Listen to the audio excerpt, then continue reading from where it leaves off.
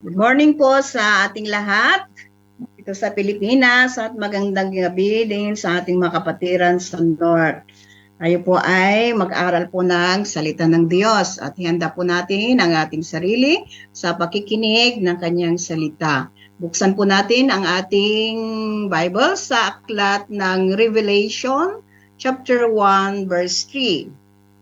Narito po ang ating pag-aaralan. Basahin po natin.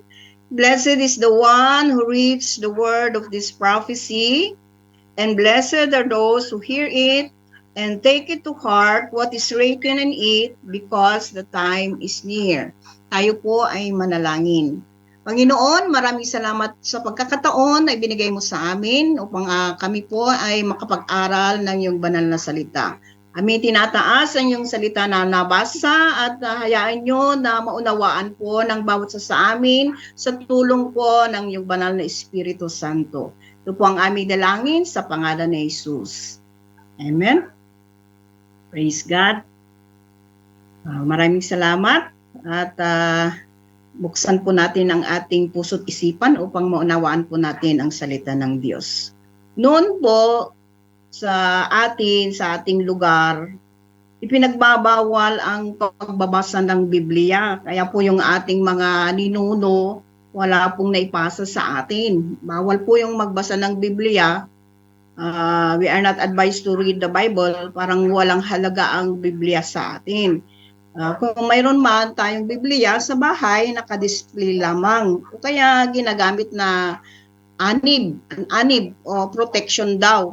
Ang iba naman ay talaga namang walang Biblia. Kaya maraming salamat sa Panginoon sa pagkakataon na nabigyan po tayo ng kaalaman sa salita ng Diyos. So sa ngayon po, pag-aaralan natin kung gaano kahalaga ang Biblia sa ating buhay bilang nilalang ng Diyos. Ang Biblia, binigyan ba ng kahulugan ng bawat salita? Bawat litra, yung Bible, basic, narinig ko yun, basic instruction before leaving earth. Ito po ang salita ng Diyos, parang mga appliances na kapag bumibili ka ng mga kagamitan na sa ngayon po ay halos lahat na ginagamit natin sa kusina ay sinasaksak yan. Electrical lahat. At pag bumili ka ng appliances mo, may mga manual, may mga instruction na kailangan mong sundin upang magtagal yung mga kagamitan mo. Kung hindi mo sundin yung mga instruction doon sa manual, masisira ka agad. Parang ganun din po ang salita ng Diyos. Ito po ay binigay ng Panginoon sa atin na instruction ng ating buhay na kailangan nating basahin upang malaman po natin ang dapat nating gawin habang tayo po ay nabubuhay. Kaya sinabi nga sa Hosea chapter 4 verse 6, "My people are destroyed because of lack of knowledge." Ang aking bayan ay nawawasak dahil sa kakulangan ng kaalaman. Kulang po ng ating kaalaman sa salita ng Diyos. Yung isang example lang. Noon po, pag nagluluto po tayo ay panggatong po ang ginagamit natin. Pero sa ngayon, mayroon ng rice cooker.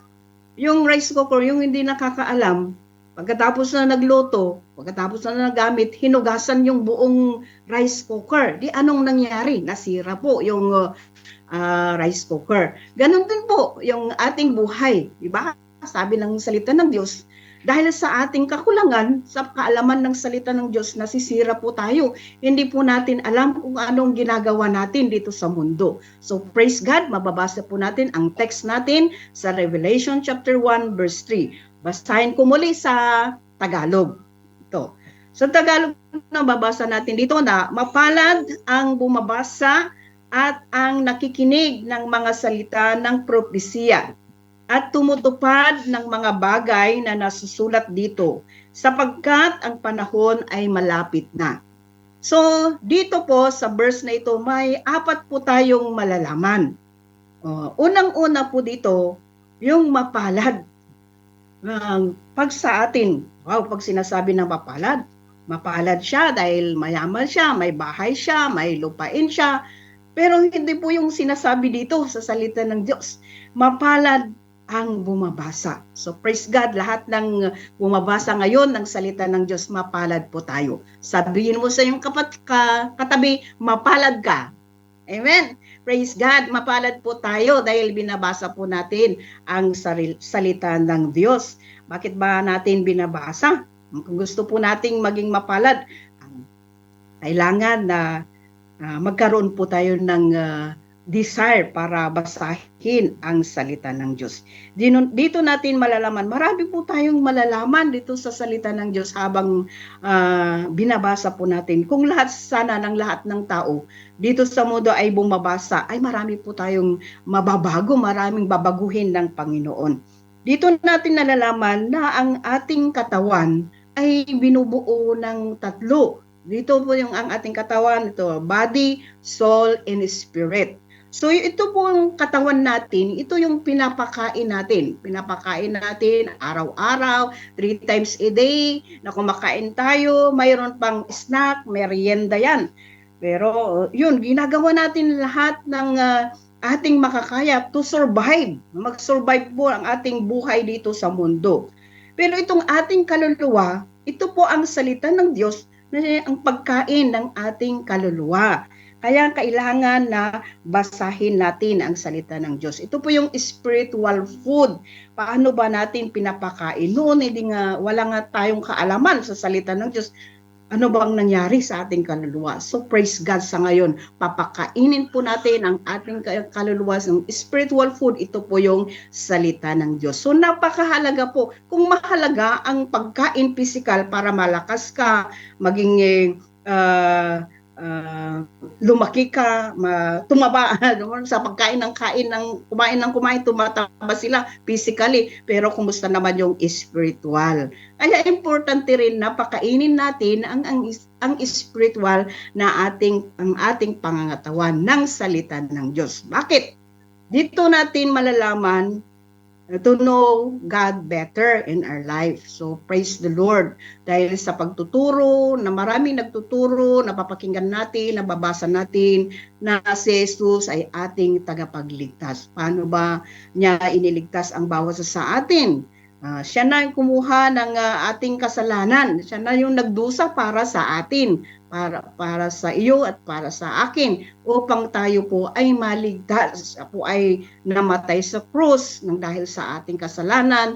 At praise God, hindi po siya nanatili sa krus, hindi na naman siya nanatili sa hukay, kundi buhay na buhay po ang ating Diyos na ating sinasamba.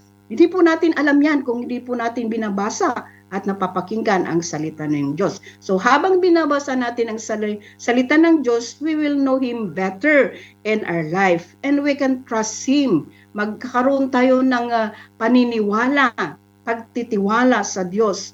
And malalaman din natin dito yung mga kalooban ng Diyos sa ating buhay para mamuhay po tayo in accordance to the will of God. Yun ang sabi niya sa salita ng Diyos at nakakatulong po ito sa atin upang hindi po tayo patuloy na nagkakasala. Kasi ayaw po ng Panginoon na nabubuhay po tayo sa kasalanan. Kaya siya pumunta dito, makilala natin siya bilang ating tagapagligtas upang mabuhay po tayo ayon sa kanyang kalooban. So dito na rin natin sa pagbabasa ng salita ng Diyos, ito po ay isang guide natin dito sa mundo. Ito po yung mapa natin to inherit the kingdom of God. Para makamtan po natin ang kaharian ng Diyos. Ito yung nabanggit ko kanina na ang salita ng Diyos ay manual o instruction po. Yan na ibinigay sa atin na dapat natin sundin exactly kung ano ang sinabi ng Panginoon. Yun po ang gagawin po natin upang tayo ay maligtas. At hindi lamang yun, sabi niya, blessed. Tayo po ay blessed. Blessing po ang darating po sa atin. marami pong pagpapala ang ibibigay po ng Panginoon sa atin kung patuloy po nating binabasa ang salita ng Diyos. At ito po yung nagtuturo sa atin habang nagbabasa po tayo. Dito po nagkakaroon tayo ng testimonyo na ay, ganun pala yung salita ng Diyos. Nagtitestimonyo tayo nang dahil sa pagbabasa natin, nakilala natin ang Panginoon. Marami po tayong nalalaman sa pagbabasa ng kanyang salita. Pangalawa dito ay pakikinig. Sabi niya doon, mapalad ang nakikinig. Mayroon po tayong tenga. Kaya po ginawa nilikha ng Panginoon ang ating tenga para makinig ng salita ng Diyos. Amen. Ngayon, marami po tayong napapakinggan, iba't ibang balita na nakakadismaya, nakakadepress. Pero itong salita ng Diyos, magandang balita na ating mapapakinggan. Kaya si John Paul, nagsulat dito sa book ng Revelation, in-encourage niya ang bawat isa sa atin upang makinig. Praise the Lord dahil gumawa ng paraan ng Panginoon upang magkaroon po tayo ng Zoom Bible study sa ating mga kapatiran sa iba't ibang rehiyon, iba't ibang BGMP para maiparating namin ang balita, ang magandang balita. So paulit-ulit ni Jesus, mabasa po natin sa salita niya, sabi niya, lahat ng may tenga, makinig. Sabi niya, pagbasahin mo ulit, may mga tenga, nakikinig. Kailangan makinig. Buksan po natin ang spiritual ear natin at pakinggan po natin ang kanyang salita. Bakit? Sa pakikinig po, nagkakaroon po tayo ng pananampalataya sa Panginoon. Diyan po natin na nakakamta ng pananampalataya. Ang pananampalataya ay hindi nabibili o kung saan-saan ka pumunta, hindi mo makukuha yan sa ang pananampalataya.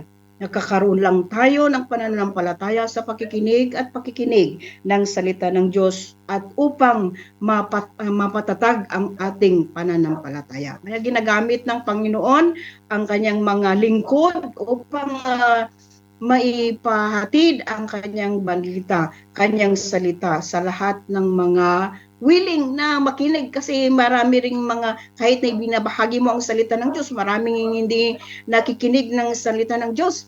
Maraming sinasayang yung mga oras nila sa pakikinig ng mga worldly songs, mga chismis, yun ang gusto-gusto nilang mapakinggan. Marami pong napapakinggan ngayon na gusto nilang pakinggan doon sa mga Facebook, binabasa, pinapakinggan, mas gusto pa nilang pakinggan yun. Pero ang salita ng Diyos, pagpapakinggan natin, mapalad tayo kung pakinggan po natin ang mga salita ng Diyos. Marami po tayong malalaman sa pakikinig at pakikinig ng kanyang salita. So pagpatuloy po natin na magkaroon ng kauhawan, kagutuman ng salita ng Diyos at kakaroon tayo ng desire habang binabasa at pinapakinggan, excited sana tayo na nakikinig ng salita ng Diyos. Dahil sa pakikinig natin ng salita ng Diyos, marami po tayong nalalaman. Hindi lang natin nibabasa, napapakinggan pa natin at madali po yung paglago natin sa ating pananampalataya.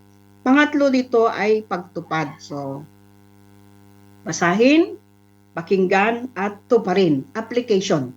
I-apply po natin sa ating buhay ang lahat ng ating nababasa at napapakinggan. Nasasayang po yung ating oras na nagbabasa, nasasayang din ang ating oras na nakikinig kung wala namang application. So, yung doing the will of God, yung ginagawa natin, yung kalooban ng Panginoon, yung sinasabi nilang obedience. So, marami pong nakakaalam kasi ng salita ng Diyos, pero sinusuway po nila. Kahit na isang ministro, uray nga ag-share iti sa unay Apo Diyos, sinusuway ang salita ng Diyos. Kaya importante po na tuparin natin ang salita ng Diyos. Ito po yung pagtupad natin, ito po yung ticket o kaya passport natin para makamtan ang buhay na walang hanggan. Yung mga pumupunta sa abroad, yung inilalakad nila, yung kanilang papilis para makuha ang passport nila, ang kanilang ticket para makapag-abroad po sila dito sa lupa. Pero itong binibigay ng Panginoon sa atin ay buhay na walang hanggan. Paano ba natin makamtan yun? Hindi lang po natin nagbabasa, nagkakaroon ng kaalaman ng salita ng Diyos, hindi lang po tayo nakikinig ng salita ng Diyos. Kailangan ito ang pinaka-importante sa buhay natin, ipamuhay natin ang salita ng Diyos. Kailangan na magpatuloy, hindi lang po tayo nakikinig ngayon, nagbabasa, tama na, talaga naman nagkaroon tayo ng oras o kaya karoon tayo ng desire para ipamuhay ang mga salita ng Diyos. Kailangan po natin, importante po ito, yung mga ating nababasa. Siyempre, kung tayo po ay baguhan, ilan-ilan lang kunti lang ang nalalaman natin. Habang na po tayo nagpapatuloy ng pag-aaral ng salita ng Diyos, marami po tayong natutunan patungkol sa mga kalooban ng Panginoon na dapat nating isabuhay. Bakit kailangan natin sa pang-apat na sinabi dito, time is near. Malapit na ang panahon. Lalong-lalo na ngayon, we are now in the end times. Huling panahon na ngayon. We don't know. Hindi natin alam kung kailan yan. At kailangan natin na nakahanda lagi. Always prepare. Kaya magpasalamat po tayo sa Panginoon kahit na tayo ay baguhan. Praise God for the time. Kasi hindi pa huli ang lahat. Kaya ibigay po natin ang ating time para ilagak natin ang ating buhay sa Panginoon at hayaan po natin ng Panginoon na siyang tutulong sa atin na mamuhay ayon sa kanyang kalooban habang hinihintay natin yung pagkakataon na yan. Sabi ni salita ng Diyos, the time is near. Malapit na po ang end of the world na sinasabi nila, pero hindi po natin alam ang ating buhay mismo, na hindi natin alam kung kailan na kukunin ang Panginoon ang buhay na kanyang ipinagkaloob sa atin. Ito po ay darating, it will happen quickly, anytime, and there will be no second chance. Wala na pong pagkakataon upang tayo po ay sana noon nakinig ako ng salita ng Diyos, sana noon ganito o nagsisisi tayo. Pero praise the Lord sa pagkakataon na pinagkaloob niya sa atin upang mabasa at mapakinggan ang salita ng Diyos. At we are encouraged to do the will of God, ipamuhay ang kalooban ng Panginoon habang nandito po tayo sa lupa, habang tayo po ay nabubuhay. Dahil nga may kasabihan, habang may buhay, may pag-asa. Kung hindi po natin isinasagawa at nagsisisi tayo, sana noon na pag huli na ang lahat, hindi na tayo makapagsisi. May pagsisisi doon pero wala nang kaligtasan. Kaya nga ang salita ng Diyos ay napakalaga na ating malaman at tayo manalangin upang turuan po ng Panginoon ang bawat sa atin kung paano mabuhay ayon sa kalooban ng Panginoon. Alam ko po na marami pong baguhan na nakikinig sa ngayon. Praise the Lord at mahal po tayo ng Panginoon. Mahal niya ang bawat sa atin. Sabihin po ninyo sa iyong katabi, Jesus loves you. Ano ba ang pagmamahal ng Panginoon sa atin? Mahal niya ang bawat sa atin. Hindi naman tayo magkakilala, pero ang Panginoon kilala niya ang bawat isa sa atin. Sa mga baguhan, dito po ipinapadama ng Panginoon ang pagmamahal niya sa bawat sa atin. Pinaparating niya ang kanyang pag-ibig sa bawat isa upang makamtan natin ang ganap na maging anak ng Diyos. Sabi po sa John chapter 1 verse 12 na as many as receive Him, give He the power to become the Son of God. At kailangan po nating tanggapin si Jesus bilang ating tagapagligtas at manunubos upang tayo po ay maging anak ng Diyos at sa pamagitan ng kanyang tulong, tutulungan niya tayo upang lumago sa ating pananampalataya, sa pagbabasa, sa pakikinig at nihiling natin sa Diyos sa kanyang tulong kasi wala po tayong magagawa kung wala po ang Panginoon na tutulong sa atin upang isagawa ang kanyang kalooban. So, hiniling ko po sa mga baguhan na maaring kayo po ay tumayo at isurrender ang inyong buhay sa Panginoon at inyong itaas ang inyong kamay. At tutulungan ko kayo sa panalangin. Hallelujah. Alam po ng Panginoon ang bawat isa at tayo po ay tumayo, itaas nyo ang inyong kamay at sundin po ninyo itong panalangin. Panginoong Hesus, narito ako, nagpapakumbaba sa iyong harapan. Patawarin mo ako sa aking mga kasalanan. Linisin mo ako sa iyong banal na dugo. Naniniwala ako sa inyo. Nagdusa ka at namatay ka nang dahil sa akin. Naniniwala rin ako na ikaw ay nabuhay na muli upang ako'y bigyan ng buhay. Tinatanggap kita, Jesus, bilang aking tagapagligtas at manunubos. Isulat mo ang aking pangalan sa aklat ng buhay. Hinihiling ko ang gabay ng Espiritu Santo upang ako'y mamuhay sa iyong kalooban. Ito ang aking panalangin sa pangalan ni Jesus. Amen. Ako na lamang ang manalangin. Thank you, Lord. Thank you, Jesus. Maraming salamat sa pagkakataon na pinagkaloob mo upang maibahagi ang iyong banal na salita.